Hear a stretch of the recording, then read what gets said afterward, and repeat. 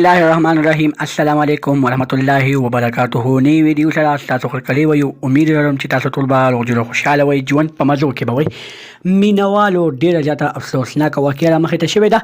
فقیر آباد اټک کې یو ظالم د مدرسې استاد پسې د خپل د لسو کالو مدرسې شاګرد سره غلط کار کوي او بیا د هغه غلط کار نه بعد په خپل مدرسه کې ډیره زیاته په بدمرګ باندې قتل کوي څنګه قتل کوي ټول معلومات د سره په دې ویډیو کې شریکوم دغه رنګ نور معلوماتي ویډیوګانې لپاره زمونږ پښتو ستاره پېښل چینل سبسکرایب کړئ ته ان شاء الله خامخا وخت زمونږ هر یواني معلوماتي ویډیو تاسو ته په اسانۍ سره ملاويږي مینوالو ډیره زیاته افسوسناک واقعه مخې ته شوې ده ډیر زیات د افسوس مقام دی مونږه کمې زمانې ته پاتې شو اټک په فقیر آباد کې ظالم د مدرسې استاد راپاسې د خپل شاګرد سره غلط کار وکړ زنا وکړه او د هغه دا ډیره زیاته په بد مرګ باندې قتل کا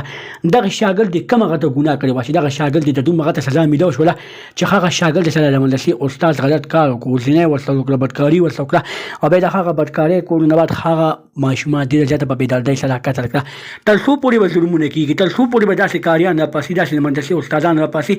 او خپل شاګردانو سره غلط کارونه کوي زناګانې به کوي هغه غلط کارونه نه بعد بیا هغه خپل ماشومې وړي یا خپل ماشومې شاګرد به قتل کوي دوستانو د موږ کمی زمانې ته پاتې شو آیا پاکستان دی او دا پاکستان دی پښتونخوا ده خو په پښتونخوا کې دومره ظلمونه ورې کیږي الله تعالی دې موږ ټول د داسې قسمه ظلمونه نه ساتي الله تعالی دې داسې کاریان تباه کړي چې کوم کاریان خپل شاګردانو ته ضرر رسوي دوستانو په دې باندې زما د خپل ماته ډېره زیاته سپکه ښکارېده چې ما کاریانو ته خیرې وکړي هر یو کاري داسې نه هر یو د مدرسې استاد داسې نه هر یو استاد داسې نه چې هغه خپل شاګرد سره غلط کار وکړي بیا د هغه غلط کار نه بعد ډېره زیاته په بېدردۍ سره قتل کړي دوستانو دا ډېر زیات د افسوس مقام یې خو موږ څه وکړو دغه افسوس مقام نه بعد چې بیا موږ افسوس کوو نو په وخت په موږ باندې تېر وي دوستانو وخت په څنګه نه تېرېږي ځکه چې کله استادان د خپلو ماشومانو سره غلط کارونه کوي الله تعالی دې داسې استادانو ته هدایت نصیب کړي دغه رنګې نور معلوماتي ویډیوګانې لپاره زموږ پښتو ستاره پېښه چینل سبسکرایب کړئ